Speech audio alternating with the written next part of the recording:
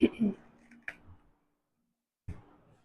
Good morning बच्चों। BA BEd first year history की अपनी इस क्लास में आप सब बच्चों का स्वागत है। तो हम लोग पढ़ रहे हैं हमारे टॉपिक जिसका नाम है रोमन सभ्यता के बारे में। तो भाई रोमन सभ्यता जिसमें हम राजनीतिक ढांचा उसका पढ़ा हुआ था। राजनीतिक ढांचे में मुख्य रूप से जैसे कि पहले जो व्यवस्था आती है वो आता है राजतंत्र, उसके बाद में जो व्यवस्था आती है वो है गणतंत्र, गणतंत्र के बाद में जो चालू होता है वो साम्राज्य काल चालू होता है। तो इस प्रकार से रोमन सभ्यता में क्या है कि रोमन साम्राज्य को 3 युगों में डिवाइड किया गया था। राजतंत्र युग था, फिर आता है गणतंत्र युग और फिर आता है हमारा कौन सा युग, साम्राज्य का युग। तो जैसे राजतंत्र था, राजतंत्र में क्या होता है मतलब राजा का शासन है। राजा एक क्या करेगा, सत्य का संचालन कर रहा है। कार्य जो भी राज्य का कार्य संचालित किया जा रहा है ना वो राजा के केंद्र में किया जा रहा है, राजा के निर्देशन में और उसके आदेशों के अनुसार ही किया जाता है। वही सर्वोच्च न्यायाधीश होता है, वही सर्वोच्च अधिकारी होता है और सर्वोच्च शक्ति का केंद्र बिंदु जो होता है ना वही प्रधान होता है, वही प्रमुख माना जाता है राजा को ही। ये बात थी राजतंत्र में। हम जैसे राजतंत्र में 2 भाई थे, उसका नाम था, एक का नाम था रोमुलस, रोमुलस था, एक था रमेश। ये 2 भाई क्या करते हैं, आगे राजा है नोमा जूलियस, ये प्रमुख राजतंत्र में राजा थे। तो 2 भाई है रोमुलस और जो रमेश है, भाई उन्होंने राजतंत्र जो व्यवस्था उसको स्थापित किया था। और हम अगर रोम के बारे में पढ़े तो रोम जो है एक प्रकार से रोम जो सभ्यता है ना वो टाइबर नदी के किनारे विकसित हुई थी, ठीक है। उसकी राजधानी इटली थी, ठीक है। ये बात हमने देख ली थी राजतंत्र में। फिर जो एक ये राजा जो है ना रोमुलस जो राजा था, इसने क्या किया था ना कि अपने साम्राज्य की सीमाओं को एक प्रकार से अपने साम्राज्य में जनसंख्या को बढ़ाने के लिए क्या किया था ना कि बाहर के लोगों को, बाहर के नागरिकों को अपने साम्राज्य में आमंत्रित किया था। एक प्रकार से कोई भी आए, चाहे वो सामान्य नागरिक आए, चाहे वो अपराधी हो, कोई भी व्यक्ति हो, लूट अपराध करके आया हो या फिर चोरी करके आया हो ना, उन प्रत्येक व्यक्ति को उसने अपने राज्य में संरक्षण दिया था, आश्रय दिया था। तो इस प्रकार से रोम की जनसंख्या में बढ़ोतरी हुई थी रोमलस के टाइम में। ये चीजें हमने देखी थी। इसके बाद में भाई क्या चीजें होती है, फिर आता है हमारा गणतंत्र का समय। गणतंत्र में मुख्य रूप से जो सर्वोच्च अधिकारी होता है, जैसे कि 2 उसमें पद थे।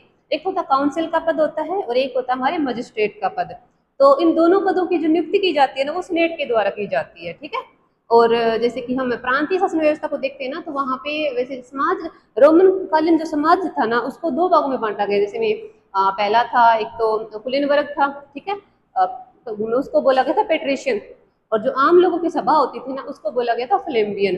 तो ये जो पद थे ना इनकी नियुक्ति भी सीनेट के द्वारा की जाती थी, परंतु इसकी स्वीकृति असेंबली देती थी। मैंने क्या चीजें बताई, मैंने ये बताया है कि गणतंत्र में भाई 2 पद होते थे। एक का नाम है मजिस्ट्रेट, मजिस्ट्रेट, और एक का नाम है यहाँ पे काउंसिल, ठीक है। और इनकी जो नियुक्ति है ना वो कौन करता था, इनकी नियुक्ति करता था भाई सीनेट के द्वारा इनकी नियुक्ति करी जाती थी, ठीक है। अब एक बात सोचो कि सीनेट सर्वोच्च, हम मानते हैं सीनेट जो है ना वो राजतंत्र में सर्वोच्च पद था और गणतंत्र में जो है ना सीनेट के द्वारा इनकी नियुक्ति की जाती थी। फिर एक सभा और थी, उसका नाम था असेंबली, ठीक है। तो असेंबली का थोड़ा सा रोल ये है कि वो सीनेट की जितना वो नहीं थी, मतलब प्रभावशाली नहीं थी, उसका इतना वर्चस्व नहीं था। परंतु असेंबली की स्वीकृति के साथ ही, उसकी परमिशन के साथ ही जो है ना मजिस्ट्रेट है और जो काउंसिल है उनके सदस्यों की नियुक्ति की जाती थी। ये बात था। और इस फिर क्या होता है ना कि फिर इनका जो चुनाव होता है ना मजिस्ट्रेट का और इनका काउंसिल का जो चुनाव होता था ना वो भाई 1 साल के लिए किया जाता था। 1 साल तक ये अपने पद पे रहते थे और अगले साल वापस फिर निर्वाचन होता था, फिर इनका वापस से चुनाव किया जाता था। ये बात थी इनके राजतंत्र के समय में, गणतंत्र के समय में। अगर हम समय को देखें यहाँ पर तो समय इनका चालू होता है कब से, 753 से चालू होता है। 753 दिख रहा है क्या, 753 से लेके 510 ईसा पूर्व तक, 510 ईसा पूर्व से लेके 46 ईसा पूर्व तक का समय गणतंत्र का समय था। यहाँ पे साम्राज्य का समय होता है 46 ईसा पूर्व से लेकर 476 AD तक का समय तब काउंट किया जाता है, साम्राज्य काल में काउंट किया जाता है। साम्राज्य काल में मुख्य रूप से जो राजा प्रभावशाली होता है, जो तानाशाही व्यवस्था स्थापित करता है, वो यहाँ पे आता है हमारा जूलियस सीजर। जूलियस सीजर जो है ना साम्राज्य काल है क्या पहला राजा है, मतलब प्रमुख राजा है। इसके बाद में एक राजा आता है ऑगस्टस राजा आते हैं हमारे। तो ऑगस्टस जो है ना वो एक प्रकार से, इसलिए वो काफी महत्वाकांक्षी राजा है। ऑगस्टस काफी महत्वाकांक्षी राजा था। उसने अपनी साम्राज्य की सीमाओं का विस्तार किया था और उसने जो है ना एक प्रकार से जैसे कि जर्मेनिया था, ठीक है, इलेरिया ये जगह थी आसपास के, उधर इन पे हमला किया था और उनको अपने रोम की जो सीमा थी ना उसमें शामिल किया था।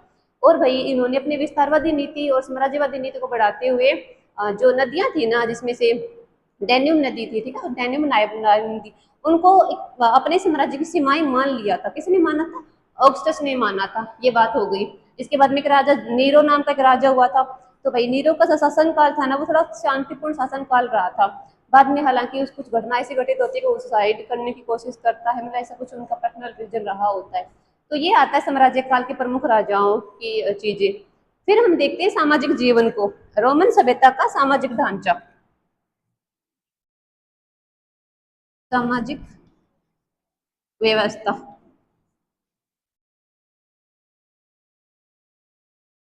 प्रत्येक व्यवस्था मतलब जो भी सिंधु घाटी सभ्यता हो गई, मिस्र की सभ्यता हो गई, यूनान की सभ्यता, अब आती है हमारी, हम पढ़ ही रहे हैं रोमन की सभ्यता के बारे में। तो ये जो सभ्यता है थोड़ा बहुत एक दूसरे से मेल खाती है। रोमन की सभ्यता में थोड़ा सा डिफरेंस क्या है कि इसमें जो समाज है ना वो दो भागों में बंटा हुआ था। समाज दो भागों में बंटा हुआ था। उसमें से पहला जो वर्ग था वो आता है हमारा कुलीन वर्ग। पहला वर्ग कौन सा है? कुलीन वर्ग।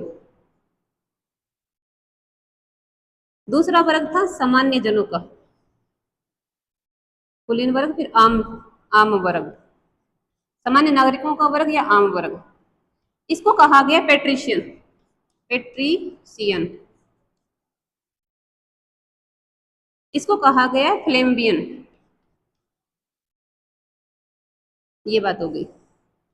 इनकी थोड़ी सी विशेषता देख लो क्या होता है। तो भाई जो कुलीन वर्ग होता है ना वो एक प्रकार से पेट्रिशियन थे। ये के लोग क्या करते थे ना, सरकार की नीतियों पर एक प्रकार से अंकुश रखते थे। और सरकार जो भी कार्य निश्चित कर रही है ना, एक प्रकार से इन्हीं के द्वारा इन्हीं की देख रेख में वो कार्य जो है ना वो किए जाते थे। कुलीन वर्ग के निर्देशन में कार्य किए जाते थे। ये बात हो गई। इसके अलावा जैसे कि सीनेट पर सबसे बड़ा नियंत्रण जो था ना इन लोगों का ही था। किनका? कुलीन वर्ग का। पता है एक समय ऐसा था जब भाई ये लोग जो थे ना कुलीन वर्ग, कुलीन वर्ग का मतलब क्या होता है? पैसे वाले लोग, ठीक है, जिनके जो धनाढ़ परिवार के लोग हैं, जो हाई लेवल वाले भी, ठीक है, वीआईपी लोग जो होते हैं उनको कुलीन वर्ग बोला गया। पैसे वाले ये लोग थे ये। तो इनसे कोई पंगा नहीं ले सकता था और इनके बराबर किसी की हिम्मत नहीं होती थी। तो इनकी पावर ज्यादा थी। इनके पास में काफी एक प्रकार से स्पेशल पावर रहती थी, विशेष अधिकार रहते थे। जो कि सर्वोच्च शक्ति है सीनेट, इसके ऊपर ये अधिकार, इसके ऊपर नियंत्रण रखते थे ये। फिर क्या होता है ना कि जैसे कि एक मतलब बीच का जो कुछ समय आता है ना, वहां पर कुलीन वर्ग के लोगों को जो क्या है ना, क्या किया जाता है, सैनिक के पद पर नियुक्त किया जाता है। मतलब कुलीन वर्ग का एक कोई व्यक्ति ही जो है ना सेना में भर्ती हो सकता था। अदर कोई भी नीचे जाति का या आम आम वर्ग हो गया, दास गुलाम भी थे, ठीक है ना। वैसे समाज को तीन भागों में बांटा गया था। गुलाम को हम इसलिए इनसे अलग पढ़ते क्योंकि वो समाज का हिस्सा नहीं होता था, ठीक है, वो एक प्रकार से युद्ध बंदी होते थे, वो उनका दर्जा अलग था। तो समाज कितने भागों में? दो भागों में बंटा हुआ है। कुलीन वर्ग जो सर्वोच्च शक्ति है, और एक प्रकार से वही जो सेनेट का सदस्य जो थे ना वो कुलीन वर्ग के लोग ही शामिल होते थे।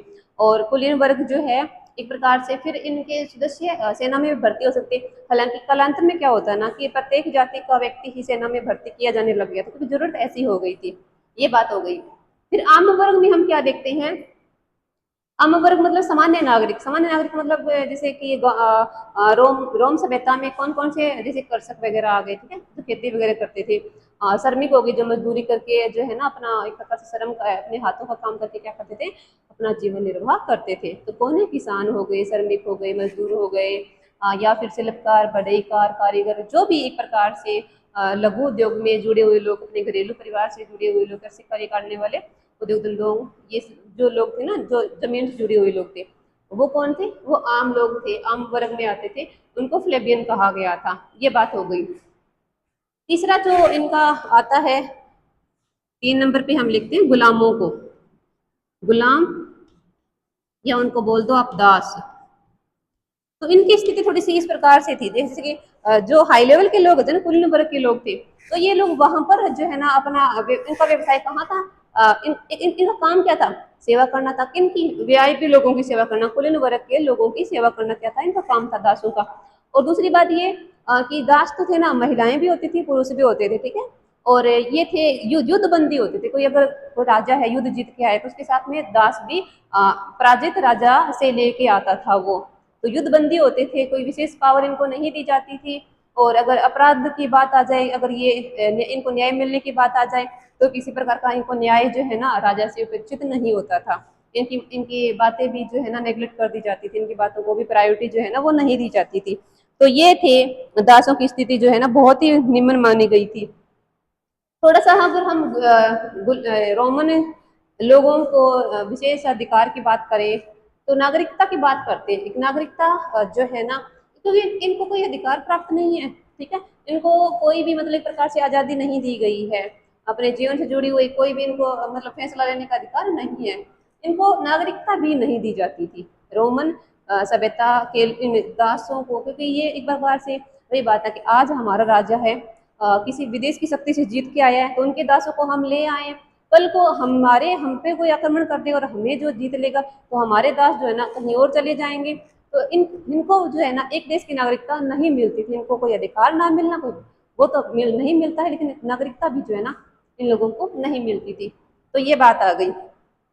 फिर आगे की चीज आती है हमारी उस टाइम का समाज जो था ना, उस टाइम का समाज, उसमें भाई समाज में स्त्रियों की स्थिति कैसी थी, समाज में स्त्रियों की स्थिति कैसी थी। इसके अलावा जैसे कि एक क्या कहते हैं उसको, जॉइंट फैमिली जिसे कहते हैं, संयुक्त परिवार की व्यवस्था, संयुक्त परिवार।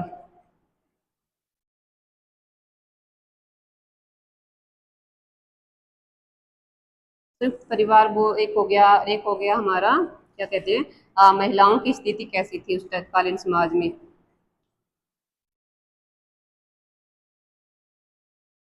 महिलाओं की स्थिति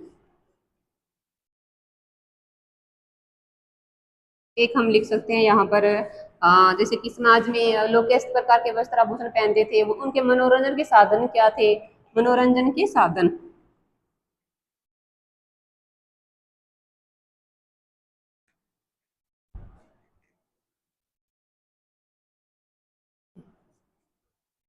मनोरंजन के साधन। और 7 नंबर पे हम लिख सकते हैं क्या कहते हैं उसको, मनोरंजन हो गए, महिलाओं की स्थिति हो गई, वस्त्र आभूषण वगैरह चीजें वो भी लिख सकते हैं, वस्त्र आभूषण।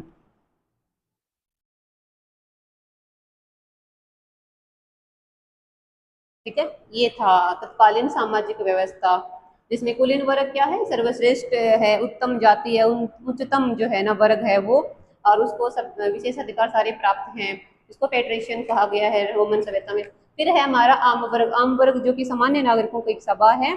और आम वर्ग में जो लोग हैं, किसान हैं, श्रमिक मजदूर जो भी है ना, शिल्पकार वगैरह, जो कि जमीन से जुड़े हुए लोग थे, इनको कोई विशेष पावर इनको नहीं दी गई थी। जैसे कि जो कुलीन वर्ग होते थे ना, पेट्रिशियन लोग होते थे, इनको जो विशेष पावर थी ना वो इन सामान्य नागरिकों को मतलब फ्लेमियन लोगों को वो अधिकार नहीं दिया गया था। और तीसरा जो वर्ग है मुख्य रूप से गुलाम। तो भाई वही बात है, जो इन दोनों को अधिकार थे ना वो इन किसको प्राप्त नहीं थे, क्योंकि ये गुलाम क्या है, जो कि आज आज तो हमारे हैं, परंतु कल को हमारे ऊपर किसी ने आक्रमण कर दिया, कोई युद्ध यहाँ पे राजा आ जाता है, वो जीत जाता है, तो इन गुलामों की दशा वही रहेगी, ये फिर उनके दास बन जाएंगे। हमारे तो है नहीं, तो इनको नागरिकता भी नहीं दी जाती थी, वो इन अधिकार भी इनको नहीं होते थे।